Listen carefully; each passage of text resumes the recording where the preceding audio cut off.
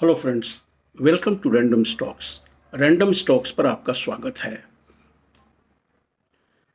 Market की तबीयत बहुत नासाज है। इन्वेस्टर्स बहुत ही परेशानी में है। पोर्टफोलियो दिन ब दिन रेड हो रहे हैं और इन सब के पीछे अब केवल एक कारण बताया जा रहा है।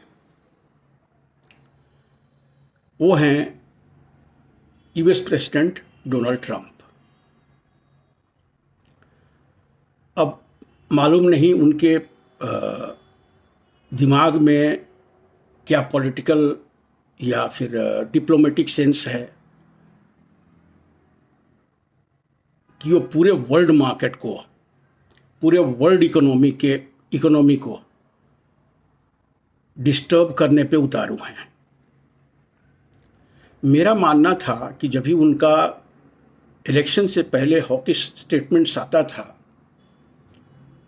हम समझते थे कि चलो एक रिटोरिक है और अपने कॉन्स्टिट्यूएंसी को ये एड्रेस कर रहे हैं, अमेरिकन लोगों को एड्रेस कर रहे हैं और ये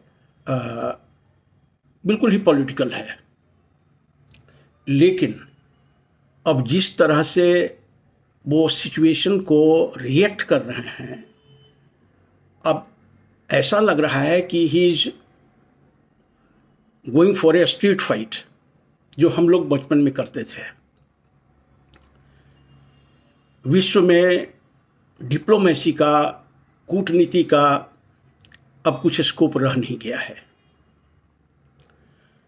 केवल पॉलिटिक्स हावी है और हर देश को खुद में नंबर 1 बनना है, चाहे वो भारत हो या फिर यूएस हो। अब भारत को तो बनने की इच्छा है। अब उसको विश्व गुरु कहें या वर्ल्ड पावर कहें, लेकिन अमेरिका तो विश्व पावर है। अमेरिका के समानांतर कोई पावर सेंटर अभी ग्लोब में बचा नहीं है।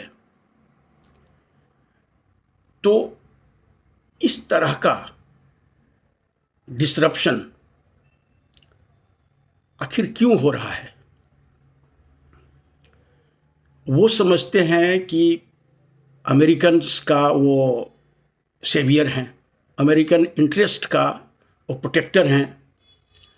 लेकिन जिस तरह से डाउ जोन्स और दूसरे इंडिसेस अमेरिका के रिएक्ट कर रहे हैं और यूरोपियन मार्केट्स में जिस तरह की खलबली है, उससे तो लगता है कि अमेरिका पे ये और डोनाल्ड ट्रंप पे ही ये हावी पड़ रहा है।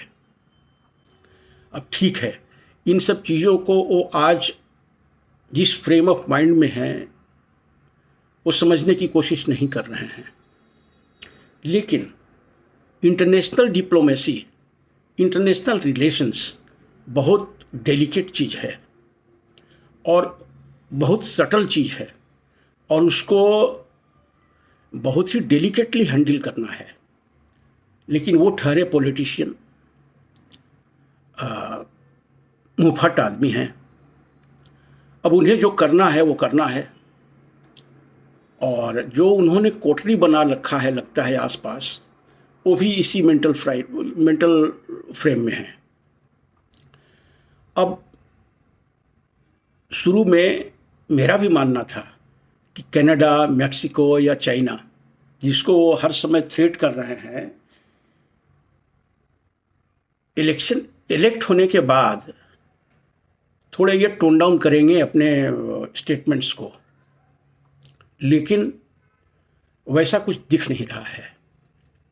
और जैसे हम पहले ही कह रहे हैं कि it is like a bulls fight on the street.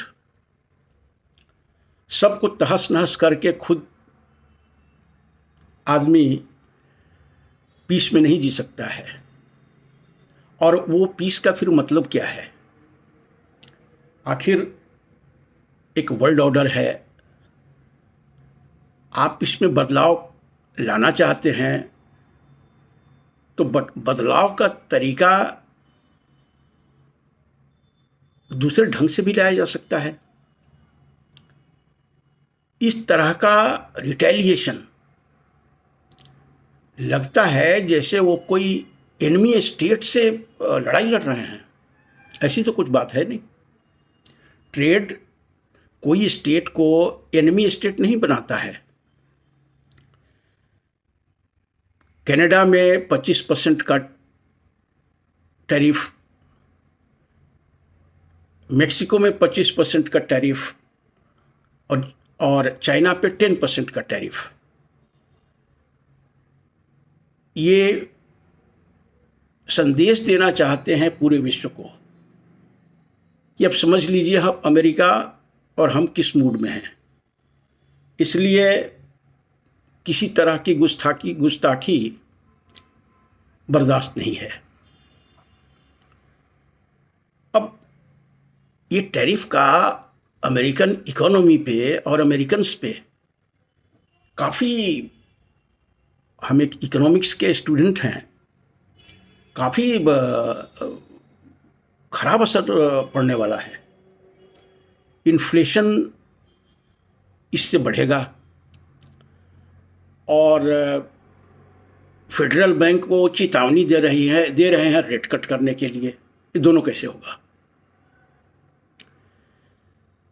आप इन्फ्लेशन को बढ़ा करके और रेट कट कैसे कर सकते हैं? It goes against the basic principle of monetary economics. It is not possible. अभी के मार्केट को देखें, अमेरिका में US Dow Jones is down by 600 points, Nasdaq futures is down by 400 points, S&P 500 is down by 90 points. European markets को देखें, FTSE is down by 1.2%, DAX is down by 1.6% and CAC is down by 1.6%. अब इस तरह का, हम इसको thumbnail में cloud burst कहा है। क्लाउड बर्स्ट आता है तो बिल्कुल अफरा तफरी मचा के चला जाता है, किसी को कुछ समझ में नहीं आता है, क्योंकि वो फर्स्ट टाइम इस तरह का डिसरप्शन देख रहा है अपने लाइफ में। इसी तरह का डिसरप्शन इस ग्लोबल मार्केट्स में है और अमेरिकन लोगों का इन्वेस्टमेंट हमें लगता है कि एक जो अभी तक पीक पे था और इन्हें बुलंदी पे ले जाना चाहिए था और ऊपर ले जाना चाहिए था इंडिसेस को, प्रेसिडेंट ट्रंप को, लेकिन तबाही दिख रही है यूएस मार्केट्स में भी। तो whether it suits the American interest, whether it suits the American people, ये बड़ा सवाल है। लेकिन कुछ नहीं कर सकते। लेकिन एक समय आएगा जब हो सकता है रिटेलिएशन दुनिया भी शुरू करे। अब कनाडा और यूएस का ट्रेड गैप देखें तो दोनों बराबर के एक्सपोर्ट इंपोर्ट है दोनों के। तो यदि आप 25% लगा देते हैं टैरिफ कनाडा पे और कनाडा भी रिटेलिएशन में 25% लगा देता है, तो अब किसका भला होगा मालूम नहीं। अब कनाडा का नुकसान होगा, अमेरिका का फ़ायदा होगा, हमें तो समझ में नहीं आ रहा है। लेकिन we are in a black hole, we are in a black hole, और किसी को कुछ समझ में नहीं आ रहा है कि करना क्या है। तो कुछ नहीं करना है, बस शांत रहिए और बैठिए, देखिए इस हलचल को और